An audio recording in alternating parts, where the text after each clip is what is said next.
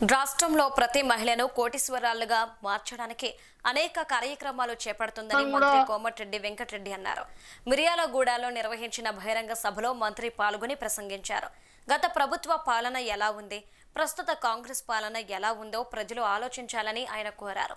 గత ప్రభుత్వ హయాంలో ఒక్క రేషన్ కార్డు కూడా ఇవ్వలేదని, కాంగ్రెస్ ప్రభుత్వంలో తెల్ల రేషన్ కార్డుతో ప్రతి ఇంటికి సన్నబియ్యం పంపిణీ చేస్తున్నామని మంత్రి అన్నారు.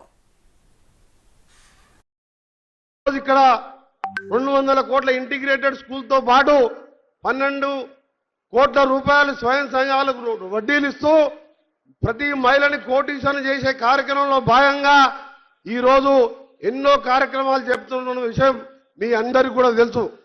అందుకనే సోదరులారా, ఈ రోజు ఒకటే ఆలోచించుకోవాలి, గత 10 సంవత్సరాల పాలన ఏ విధంగా ఉంది, 26 మాసాల పాలన ఏ విధంగా ఉంది.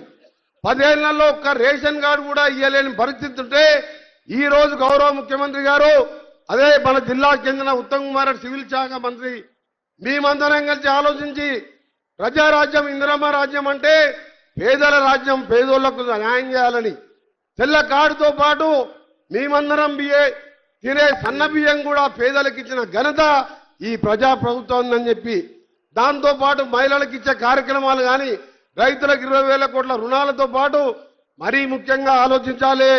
ఈ రోజు 20,000 కోట్లతోని యంగ్ ఇండియా ఇంటిగ్రేటెడ్ స్కూల్స్ కట్టి పేదవాడు ప్రతి ఒక్కరు కూడా విద్యతోనే అభివృద్ధిని సాధ్యమని నమ్మి ఇవాళ 20,000 కోట్లతోని స్కూల్స్ కట్టిస్తూ ముందుకు పోతున్న ఈ సందర్భంలో ముఖ్యమంత్రి గారు మనందరం కూడా ఈ ప్రభుత్వానికి వెనుదన్నుగా ఉండాలని ఒక చిన్న విషయం మీ అందరికీ కూడా, ఈ ఎన్నికలు పేద ప్రజలకు సంబంధించిన ఎన్నికలు ఇవి.